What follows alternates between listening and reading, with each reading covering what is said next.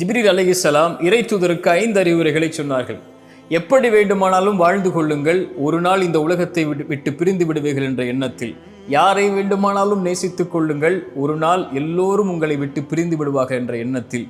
எதை வேண்டுமானாலும் செய்து கொள்ளுங்கள், அதனுடைய கூலியை இறைவன் கொடுத்தே தருவான் என்ற எண்ணத்தில்.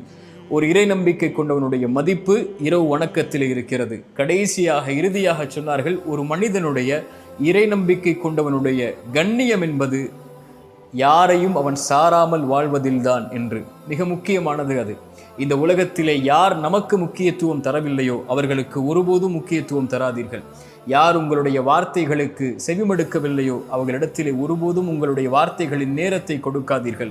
உங்களை விட்டு யார் பிரிந்தார்களோ அவர்களுக்காக ஒருபோதும் அழாதீர்கள்.